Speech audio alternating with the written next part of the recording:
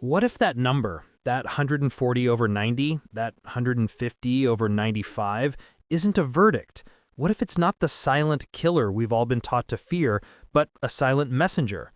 What if it's a desperate coded message from your body telling you that the environment inside you is out of balance?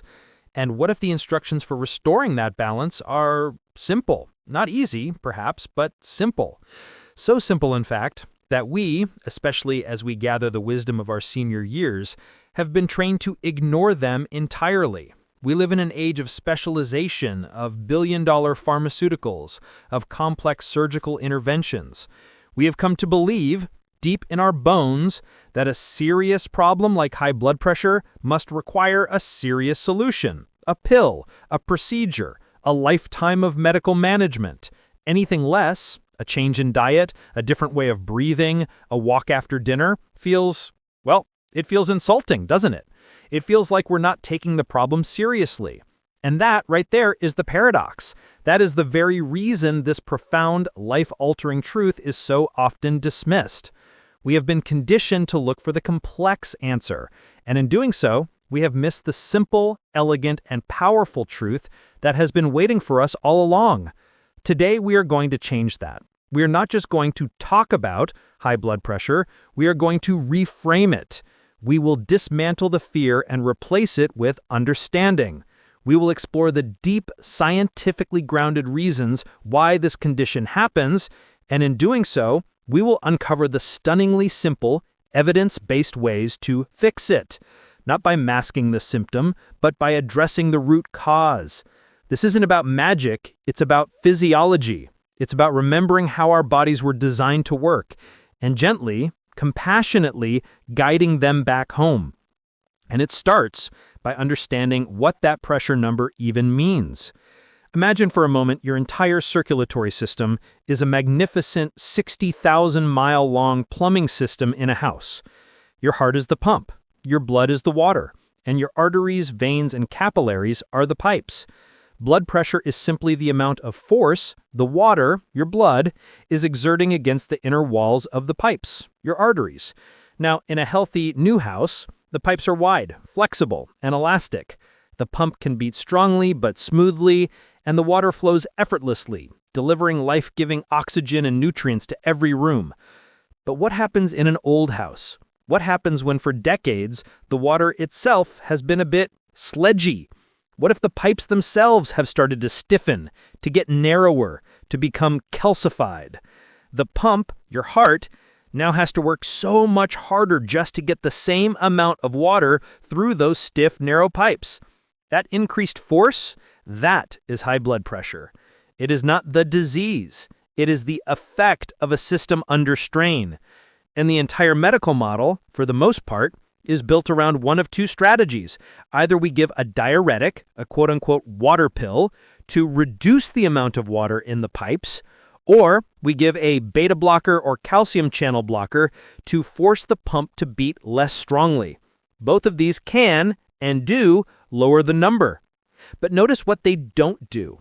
They don't do anything to fix the stiff, narrow pipes. They don't do anything to address the quality of the blood itself. They are, in effect, managing the crisis without ever asking why the crisis happened. The real question, the simple question we ignore, is why did the pipes get stiff and narrow in the first place? And that is where the journey of discovery begins. The first simple truth is one we think we know, but we've gotten it all wrong. It's about salt. For 50 years, we've been told, high blood pressure, cut the salt, stop using the salt shaker. And so we diligently buy the low-sodium versions of packaged foods, and our blood pressure, it doesn't budge. Why? Because we were focused on the wrong villain. It was never about the salt shaker. It was about the tsunami of sodium hidden inside processed, packaged, and restaurant foods. But even that isn't the whole story. The real secret isn't just about reducing sodium, it's about increasing its lifelong dancing partner, potassium.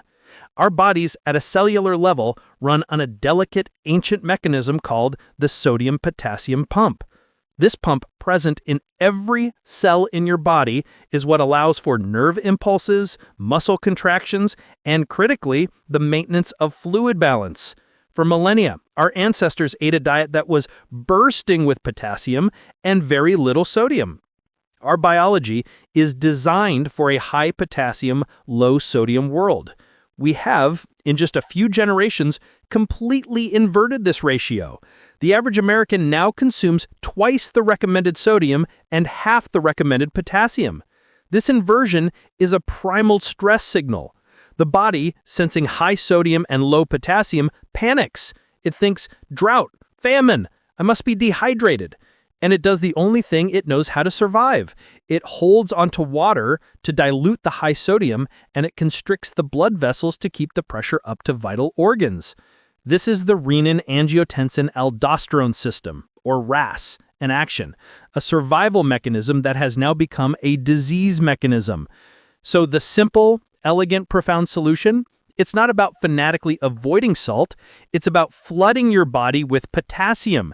It's about eating real food. One avocado has nearly 1,000 milligrams of potassium. A cup of spinach, a banana, a sweet potato, a handful of almonds. This is the medicine. By simply adding these foods, you are sending a signal of safety and abundance to your cells.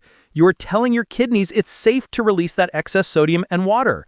You are, in effect, naturally doing what a diuretic pill does, but without the side effects and with the added benefit of healing the root cause.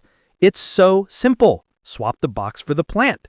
We ignore it because it seems too basic, but it is the first giant step.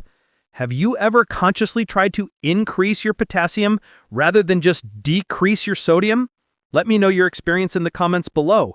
Your story could be the aha moment for someone else in this community. This brings us to the second simple secret, the master mineral that we have almost completely erased from our modern diet, magnesium. If potassium is the fluid balancer, magnesium is the master relaxer. Think of it this way: calcium contracts a muscle, and magnesium relaxes it. You need both in balance, but our diet is now overloaded with calcium from fortified foods and dairy and almost devoid of magnesium, which is lost in food processing and depleted from our soils. What happens when you have all contract and no relax? You get tension, you get cramps in your legs, you get an anxious, racing mind, and your blood vessels, which are tiny muscles, get stuck in a state of contraction. They clench. A constantly clenched, tense, narrow artery is by definition a high-pressure system. Magnesium is nature's own calcium channel blocker. It is the mineral that tells that smooth muscle in your artery wall to let go, to relax, to widen. And when the pipe widens, the pressure instantly drops. Where is this magic mineral? Dark leafy greens. The chlorophyll molecule itself is centered around a magnesium ion. Nuts, seeds, especially pumpkin seeds, dark chocolate, avocados, again. A simple handful of almonds, a square of dark chocolate. It's so simple. And yet studies show that nearly half the population is deficient in this critical nutrient. We ignore it because we can't see the tension in our arteries. We just feel the anxiety, the bad sleep, the stiffness, and we accept it as aging. But it's not. It's a deficiency, and it is fixable. The third simple secret is a molecule so important its discovery won the Nobel Prize. And yet most people have never heard of it. It's nitric oxide. If magnesium is the relaxer, nitric oxide is the expander. It is a signaling gas that your body produces inside the very lining of your blood vessels, the endothelium. Its one job is to tell the blood vessel to open wide. It is the most powerful vasodilator your body has. And here's the crucial part. As we age, our body's natural ability to produce nitric oxide plummets. This stiffening of our arteries, this endothelial dysfunction, is the hallmark of vascular aging and the primary driver of age-related hypertension. So the fix is simple. We must help our body make more nitric oxide. How? There are two primary ways. The first is through food, specifically foods rich in nitrates, which your body converts into nitric oxide. The kings of nitrates: beets, Arugula, spinach, leafy greens. A simple beet juice or a big arugula salad is a direct instruction to your arteries to expand. The effect is measurable within hours. But the second way, this is the one that's truly simple and completely ignored. It's how you breathe. We are a society of chronic mouth breathers. We pant, we sigh, we breathe shallowly into our chests, especially when we are stressed. When you breathe through your mouth, you are simply pulling in air. But when you breathe through your nose, something magical happens. Your paranasal sinuses are, in fact, factories for nitric oxide. With every single nasal inhalation, you are pulling this precious gas, vasoexpanding gas, down from your sinuses and directly into your lungs, where it is absorbed into your bloodstream, instantly widening your vessels and lowering your blood pressure. Slow, deep breath, in through the nose and out through the nose or pursed lips, is one of the most powerful, immediate, and free blood pressure medications on the planet. Why do we ignore it? It's just breathing. It can't possibly be that powerful, but it is. The science is undeniable. This stiffening, this hardening of our vital systems, it doesn't just happen in our arteries. It's a systemic issue. It's the rust of aging, a process driven by chronic, low-grade inflammation. This inflammation is the same fire that stiffens our arteries and the same fire that erodes the cushioning in our joints. We feel that ache in our knees, that stiffness in our hips, and we accept it. We're told it's just wear and tear. But what if it's not? What if it's part of this same metabolic breakdown? What if the gunk that stiffens our arteries is a cousin to the gunk that is starving our joint cartilage? Science is just now uncovering these connections, finding that the loss of a specific molecule, a hyaluronic, in our joints is a key driver of this inflammation. It's leading to some revolutionary new discoveries, something called joint genesis, which works in a completely new way to re-oil the joints, not just mask the pain, but to restore the natural cushion. It's a fascinating approach that targets that specific inflammatory fire. If that stiffness is part of your story, I put a link in the pinned comment. It's a quick, intriguing look at a different kind of solution. It's one of those simple, profound ideas. But back to that stiffening in our arteries. We've talked about what to put in: potassium, magnesium, nitrates. Now let's talk about what to do. This is the fourth simple secret: movement. But again, not in the way we think. We hear exercise for blood pressure and we picture a 60-minute pounding, high-intensity cardio session. For many seniors, this is intimidating or even painful. And so, paralyzed by this all-or-nothing mentality, we choose nothing. But the body doesn't need all or nothing. The body craves consistency. What if the most powerful exercise for high blood pressure is just walking? When you walk, something incredible happens. The shear stress of the blood flowing faster across the endothelium, the lining of the arteries, stimulates that lining to produce more nitric oxide. You are mechanically telling your arteries to expand. You are, in effect, training your arteries to be flexible again. And the dose required? It's shockingly small. A 10-minute walk after each meal. A 30-minute stroll in the morning. This simple, gentle act is a profound signal of health. It lowers stress hormones, it improves insulin sensitivity, another key driver of HPP. It activates your lymphatic system to clear out waste. It is perhaps the most holistic pill you can take. We ignore it because it's not heroic. It doesn't require a gym membership. It's just walking. It's too simple. But its power is in its cumulative effect. It's the daily rhythm of movement that reteaches your body how to be healthy. If you found a simple, gentle movement habit that works for you, I genuinely love to hear about it in the comments. Let's create a list of simple ideas that work. And if you're finding this paradigm shift valuable, if this is clicking for you, please tap that like button. It's a simple signal, but it tells us that these are the kinds of conversations we need to be having. We are building a community here dedicated to empowerment, not fear. And if that's a mission you believe in, I warmly invite you to subscribe. Join us as we continue to uncover these simple, profound truths. This brings us to the fifth, and perhaps most invisible secret: your stress. We pay lip service to this. Yeah, stress is bad, but we don't understand the physiology. We don't grasp that a thought in your head can physically change the pressure in your arteries.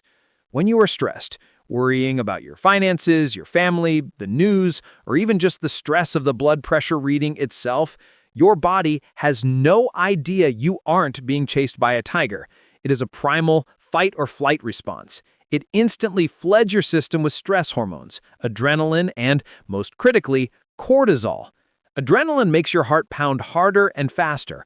Cortisol, the chronic stress hormone, does something even more insidious. It constricts your blood vessels to shunt blood to your muscles for the fight, and critically, it tells your kidneys to hold onto sodium and excrete potassium.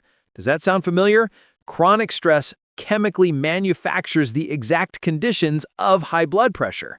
You can have the perfect diet, the perfect exercise plan, but if you are living in a state of chronic unmanaged stress, you are constantly flooring the hypertension accelerator with your mind.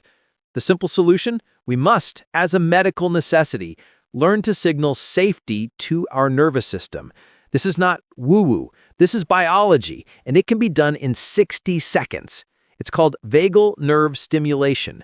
The vagus nerve is the brake on your fight or flight system, and you can activate it for free right now. How? A slow, deep, diaphragmatic breath with a longer exhale than inhale. A 4-second inhale, a 6-second exhale. Do that 5 times. This simple 50-second act physically sends a message to your brain that says, "The tiger is gone. You are safe. Stand down the alert." The cortisol recedes. The arteries relax. The heart rate slows. Or gratitude, the simple act of feeling gratitude for 30 seconds. Or forest bathing, just being in nature. Or humming or singing. These are all physical interventions that activate your rest and digest parasympathetic nervous system.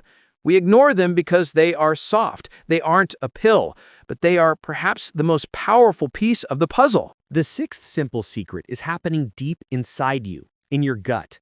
We have a second brain in our intestines, the microbiome. These trillions of bacteria are not just passive passengers, they are a metabolic organ, and they are deeply involved in regulating your blood pressure. How? The good bugs, the ones that thrive on fiber from plants, eat that fiber and produce a postbiotic called short-chain fatty acids, or SCFAs. These SCFAs, like butyrate, are liquid gold. They're absorbed into your bloodstream, and they are signaling molecules. They talk to your kidneys. They talk to your blood vessels. And the message they send is, all is well. Heal, relax, reduce inflammation. But the bad bugs, which thrive on sugar and processed foods, don't make these SCFAs. In fact, they can create a leaky gut, allowing inflammatory particles to escape your gut and enter your bloodstream, triggering that systemic inflammation that stiffens the arteries.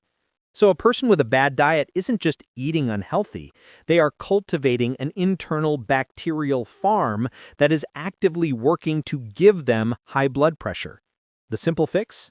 Feed the good bugs. This isn't about a probiotic pill. It's about prebiotics, the food the good bugs eat. Onions, garlic, asparagus, bananas, artichokes, leeks, fiber. Every bite of a high-fiber, real food is a thank you to the army of good bugs that are fighting for your health. It's so simple. It's so ignored. We're focused on the pressure, not the bugs. And finally, the seventh simple secret. It's the one we trade away so easily in our busy, overstimulated world: sleep. We treat sleep as a luxury or an inconvenience, but for your body, it is a non-negotiable, critical repair phase.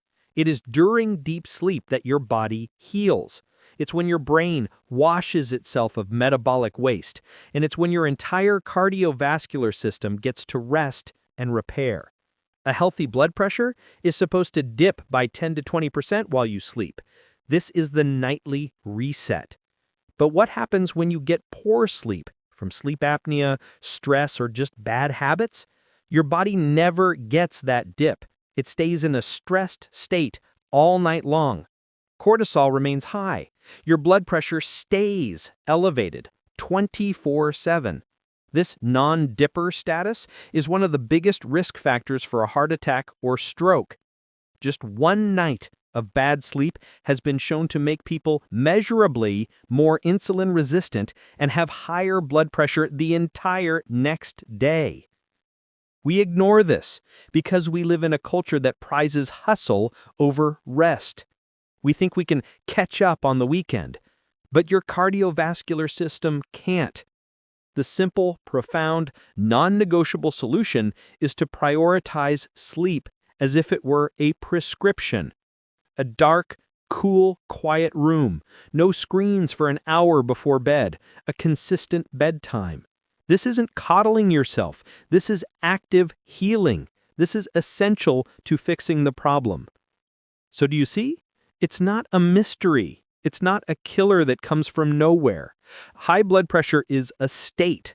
It is the logical, predictable consequence of a system that is deficient in potassium and magnesium, that is starved of nitric oxide, that is starved of movement, that is drowning in stress, that is cultivating the wrong gut bugs, and that is deprived of restorative sleep. The fix is not a magic pill. The fix is to simply and consistently stop doing the things that cause the imbalance and start gently, one at a time, to reintroduce the signals of safety and health. The fix is real food.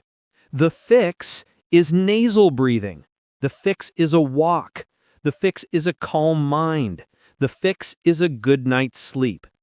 We ignore these things because they are simple, because they are free, because they require participation, not just passivity. But this is where our power lies. This is how we take back control. It's not about fighting your body. It's about listening to it.